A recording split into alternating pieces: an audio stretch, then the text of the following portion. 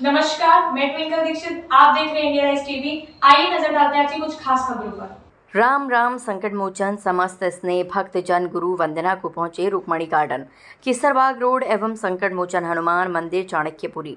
आयोजन बजरंगबली जी के परम उपासक परम पूज्य श्रद्धेय श्री दादा महाराज शास्त्री जी के पावन सानिध्य में श्रद्धा भक्ति अनुशासन के साथ मनाया गया। 31 वर्षों से इंदौर में श्री गुरु पूर्णिमा महोत्सव आनंद और उत्सव के साथ श्रद्धापूर्वक मनाया जाता है।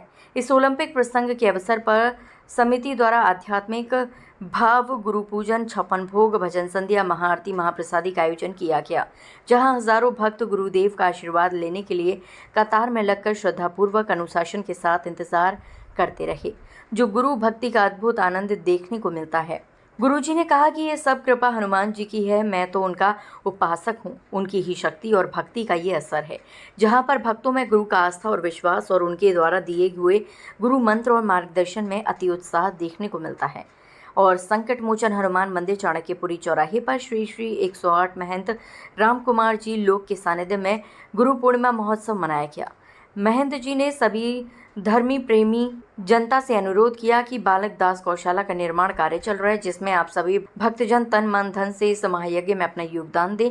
ये गौशाला अन्नपूर्णा क्षेत्र की सबसे सुविधाजनक और विशाल गौशाला है। यहाँ पर सैकड़ों गौमाता रहती हैं और आपका सेवक से इन्हें आधुनिक सुविधा मिले, ये हमारा प्रयास है। सभी भक्तजनों ने महेंद्र जी का आशीर्वाद लेकर गुरु प्रसाद जी का आनंद लिया। इस मंदिर के मुख्य पुजारी राधा रमन शास्त्री संकट मोचन मंदिर पर अपनी पूजा अर्चना में अपनी सेवा दे रहे हैं। इंदौर संकट मोचन हनुमान मंदिर से पत्रकार गायत्री तिवारी के साथ गणेश सोनी की विशेष रिपोर्ट। वासियों से, सभी धर्म प्रेमी भक्तों से विनम्र अनुरोध करूंगा कि ये बालकदास गोलोक धाम संकट मोचन हनुमान मंदिर चाणक्यपुरी चौराहे पे स्थित है और आकाश वृत्ति गौशाला चलता है। बिना यूनिटी का गौशाला है। रामानंद दिगंबर अखाड़े के तहत इसका संचालन है। संत महंतों के द्वारा इसका सृजन किया गया है और इनके द्वारा सेवा परमार्थ का काम चल रहा है। इसलिए सभी भक्तों से मैं निवेदन करूंगा कि इस पुनित कार्य में तन मन धन भूसा घास का सहयोग दे करके अपने इस मानव जीवन को सार्थकमय पुण्यमय बनाएं। जय हिंद, जय भारत, जय गौ माता। की जय। जैसे आज हमने गुरुजी को सुना कि गुरुजी ने आज हमारे कलयुग में जो भाषा शिक्षा चल रही, जिस तरह के गुरु हो रहे हैं हमारे, इसमें जागृति की तो आवश्यकता है। क्योंकि अगर हमारे सनातन धर्म में अगर ये गुरु पूर्णिमा आज हमारे बच्चे जान रहे हैं, आज हमारा कलयुग 2025 चल रहा है, जैसे कि कई लोगों को गुरु का महत्व ही नहीं है। कई स्कूलों में इस चीज़ को पद्धति को बंद कर दिया गया। तो मैं ये चाहती हूँ सनातन धर्म में अपने अपने स्कूलों में कहे कि गुरु का महत्व होता है। आज भी कई स्कूलों में एग्ज़ाम लिए जा रहे हैं, उनको मालूम ही नहीं है कि आज गुरु पूर्णिमा है, कि गुरु का क्या महत्व है।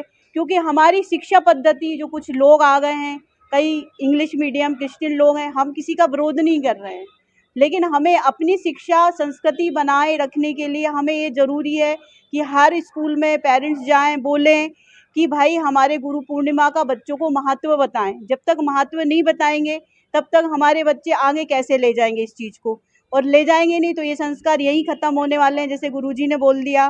तो हमें कहीं ना कहीं सजग होने की ज़रूरत है। जय हिंद, जय भारत।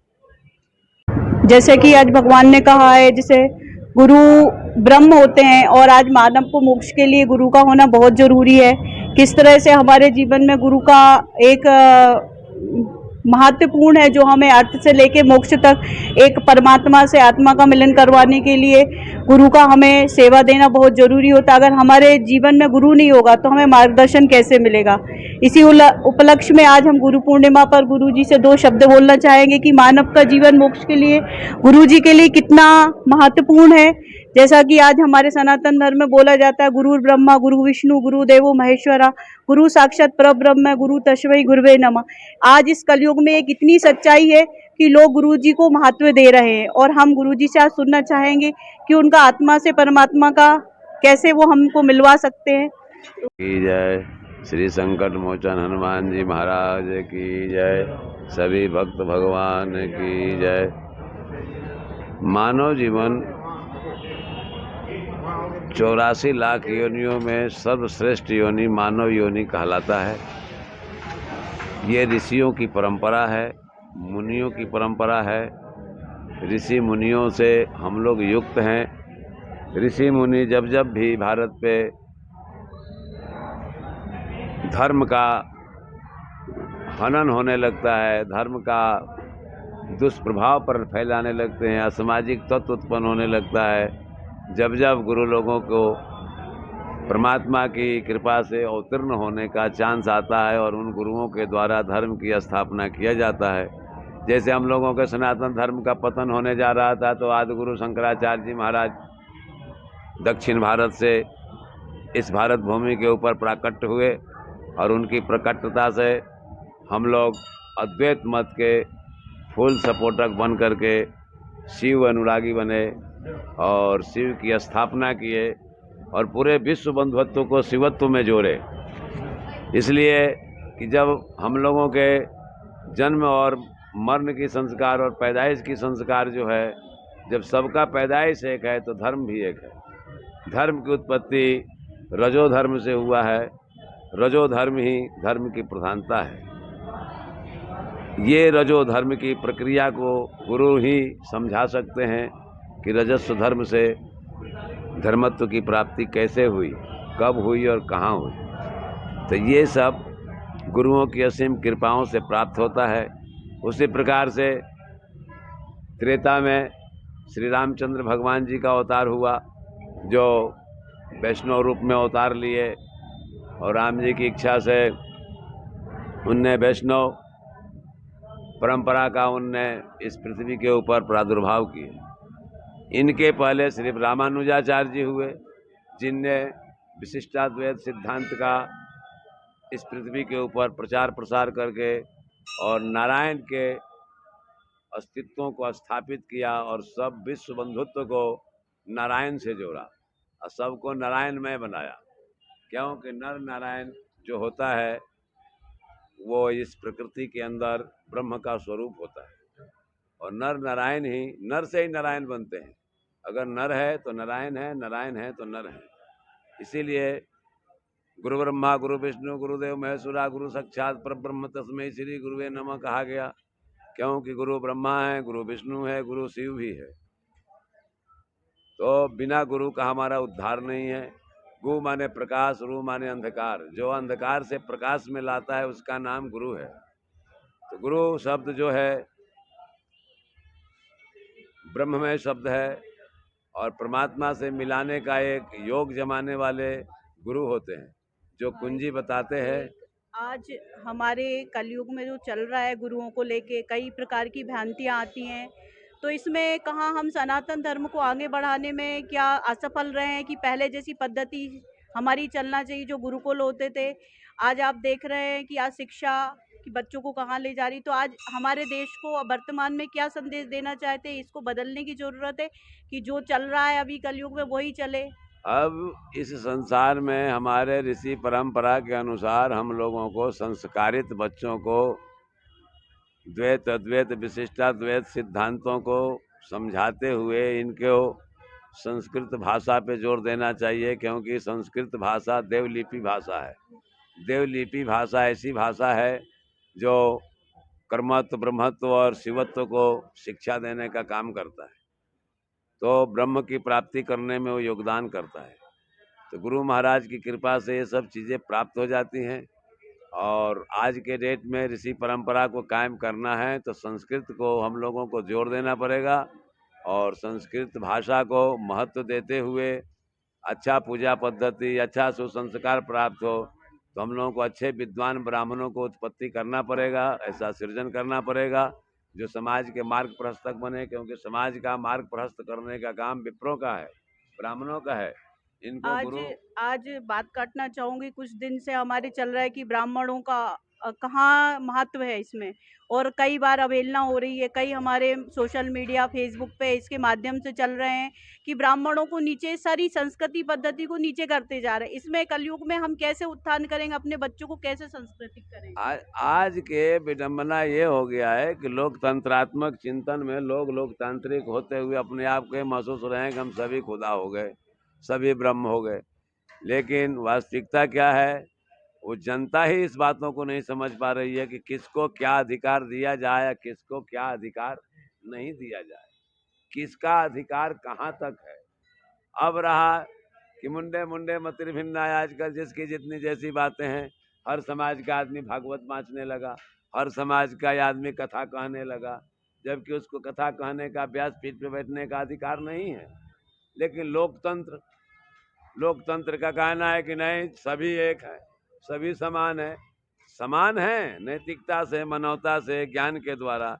लेकिन जिनकी जो पोस्ट है, जिनकी जो संप्रदाय है, जिनकी जो प्रकाष्ठा है, जिनका जो श्रेणी है, उसको भी आपको हमको अनुसरण करना पड़ेगा। अगर नहीं करते हैं तो हम ज्ञानी होते हुए मूर्ख ज्ञानी है। क्या है? क्योंकि ऋषि परंपरा के अनुसार ब्रह्म जानेति ब्राह्मणा, जो ब्रह्म के सामीप्य सालोक सायुज्य में पहुंचाता है वो ब्राह्मण है। क्या अब आजकल चौधरी, नायक, यादव, खलनायक सब लोग कथा कहने लगे, व्यासपीठ पे बैठने लगे। पहले व्यासपीठ पे कन्याओं को बैठने का आदेश नहीं था, जबकि ठीक है, राम मंदिर का आचार्य जानकी जी हैं, शिव मंदिर का आचार्य पार्वती है, नारायण मंदिर का आचार्य नारायणी है, लक्ष्मी है, लेकिन वहाँ पुरुष की ही महत्वता दी जाती थी। अब व्यासपीठ पे पुरुष को ही बैठाया जाता था। ये हमको ही मालूम है कि ऋषि पत्नियों ने ही वेद का सृजन किया है, लेकिन वेद। नमस्कार, मैं पत्रकार गायत्री तिवारी और हमारे वरिष्ठ पत्रकार गणेश सोनी जी के साथ आज हम गुरु पूर्णिमा पे हमारे सबसे बड़े गुरु हमारे माता पिता होते हैं। उसके बाद जिसने हमें सबको जन्म दिया है, जैसे कि कलयुग के दाता हमारे हनुमान जी माने जाते हैं। आज हम उनके मंदिर में बैठे हुए हैं और यहाँ सभी से गुरुजन हैं, हमारे वरिष्ठ, इन सभी से आशीर्वाद लेने आए हैं। तो आज हमारे गुरुजी से, यहाँ के जो वरिष्ठ गुरु हैं, उनसे हम कुछ चर्चाएं करेंगे कि गुरु कैसे होते हैं आज हमारे जीवन में, गुरु का क्या महत्व है और गुरु हमारे जीवन में कितने महत्वपूर्ण है कि हमारे पूरे जीवन को पार लगा देते हैं। जैसे कि हम आज हमारे साथ गुरुजी हैं जो हमारे मंदिर की सेवा करते हैं। हम उनसे कुछ 2 शब्दों में पूछना चाहेंगे कि कैसे हमारे माता पिता के बाद ऐसा कौन सा गुरु होना चाहिए जिससे हमें वो जीवात्मा से मिला देता है। तो गुरुजी, आप बताइए कि कैसे हमारे जीवन को मार्गदर्शन मिल सके भगवान के। आज पूर्णिमा है, आप लोग बात बोले। वंदे गुरु परंपरा, भारतीय परंपराओं में, हमारे सनातन धर्म की परंपराओं में गुरु को बहुत महत्व दिया गया है। गुरुओं के द्वारा धर्म का स्थापना हुआ है। जैसे जगत गुरु शंकराचार्य, जगत गुरु रामानुजाचार्य, जगत गुरु रामानंदाचार्य, जगत गुरु वल्लभाचार्य, जगत गुरु निम्बार्काचार्य, इतने विभूतियों को चैतन्य महाप्रभु, ऐसे महापुरुषों ने धर्म का स्थापना किया। और हमारे सनातन परंपरा में इन गुरुओं का अमूल्य योगदान है। धर्म स्थापनार्थाय संभवामि युगे युगे, धर्म की स्थापना करने के लिए सदगुरुओं का अवतार होता रहता है। और भारत भूमि ही एक ऐसी भूमि है जहाँ पर संतों का प्रादुर्भाव होता है, अन्यंत्र कहीं नहीं होता है। गुरु ब्रह्मा गुरु विष्णु गुरुदेव महेश्वरा, गुरु साक्षात परब्रह्म तस्मै श्री गुरुवे नमः। गुरु ही ब्रह्मा है, गुरु ही विष्णु है, गुरु ही शिव है, गुरु ही साक्षात ब्रह्म है। क्योंकि गुरु के बगैर हमारा उद्धार होने वाला नहीं है। गुरु ही एक ऐसा माध्यम है जो ब्रह्म के सामीप्य सायुज्य सालोक्य में पहुंचाता है। इसलिए गुरु महाराज की गौ ब्राह्मण साधुओं की सेवा सर्वोपरि सेवा है, द्विज सेवा सर्वोपरि सेवा है। क्योंकि जगत गुरु ब्राह्मणों को ही कहा गया है, क्योंकि तीनों कालों का ज्ञान जगत गुरु ब्राह्मणों में होता है। इसलिए ब्रह्म ऋषियों की पूजा हमारे परंपराओं के अनुसार होता आ रहा है, हो रहा है और आगे भी चलता रहेगा। जय गुरु महाराज की जय। अनुशासन तो ऐसा है कि जैसा अपने यहाँ का सिस्टम चलता है उस हिसाब से अनुशासन बराबर मिलेगा आपको। और ये आज की नहीं, सालों साल की परंपरा है। और आने वाला जितने हजारों भक्त है वह सभी जानते हैं कि अपनों को किस हिसाब से जाना है और क्या करना है। मैं कई जगह पे गया, लेकिन जो आपके यहाँ पे श्रद्धा भक्ति देखे लोग भक्तों के ऐसे कहीं पे देखने को नहीं मिली मुझे। ये तो मनुष्य के अंदर की भावना होती है, उसके अंदर किस हिसाब से भावना और किस हिसाब से वो जुड़ा हुआ है। ऐसा लगता है कि गुरु के रूप में लोगों को भगवान मिल गए। आप क्या कहना चाहेंगे? तो मैं तो माध्यम हूँ, करने वाला तो वही है, हनुमान जी।